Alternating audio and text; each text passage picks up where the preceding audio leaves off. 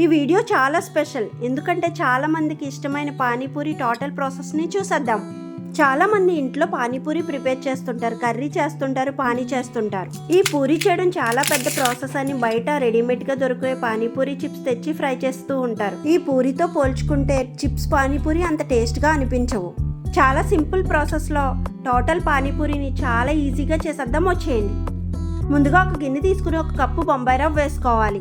ఇందులోనే 1/2 కప్పు గోధుమ పిండి వేసుకుని బాగా కలిపేసి కొద్దిగా వాటర్ వేసుకుంటూ సాఫ్ట్గా ముద్దలా కలుపుకోవాలి. మరీ హార్డ్గా కాకుండా చపాతీ ముద్దలా కొద్దిగా స్మూత్గానే కలుపుకోవాలి. ఇలా ప్రెస్ చేస్తే స్మూత్గా ఉండాలి. తడి ఆరిపోకుండా క్లాత్ను కప్పి 30 నిమిషాలు పక్కన పెట్టేసుకోవాలి. ఇలా 30 నిమిషాల తర్వాత పిండిని మరి కాసేపు ఒత్తుకుని చిన్న బాల్స్లా చేసేసుకోవాలి.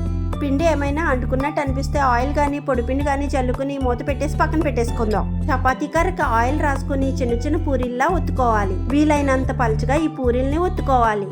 చేసిన పూరీలన్నీ ఒక తడి క్లాత్ మీద వేసినట్లయితే పూరీలో ఉన్న తేమ అంతా ఆరిపోకుండా ఉంటుంది. ఇప్పుడు స్టవ్ వెలిగించి డీప్ ఫ్రైకి సరిపడా ఆయిల్ వేసి ఆయిల్ బాగా మరిగిన తర్వాత పూరీని వేసేయాలి. గరిటతో ఆయిల్ ఇలా వేస్తే పూరీలు చక్కగా పొంగుతాయి. ఇలా 2 వైపులా మంచి కలర్ వచ్చేంత వరకు ఫ్రై చేసుకుని తీసేసుకోవాలి. బ్యాచెస్ వైజ్ గా అదే విధంగా తక్కువ పూరీలు వేసుకుని వేపుకోవాలి. ఇప్పుడు పానీ కోసం ఒక మిక్సీ జార్ తీసుకుని కొద్దిగా పుదీనా, అలాగే కొద్దిగా కొత్తిమీర, 2 పచ్చిమిర్చి, చిన్న అల్లం ముక్క వేసి మెత్తగా గ్రైండ్ చేసేసి ఇందులోనే కన్సిస్టెన్సీకి తగ్గట్టుగా వాటర్ యాడ్ చేసి 1/4 కప్పు దాకా చింతపండు పులుసుని వేయాలి. రుచికి సరిపడా సాల్ట్, 1 అర స్పూన్ జీలకర్ర పొడి, 1 స్పూన్ ధనియాల పొడి, 1 అర స్పూన్ చాట్ మసాలా, ఫైనల్గా నిమ్మకాయ పిండేసి బాగా కలిపేసి పక్కన పెట్టేసుకుందాం.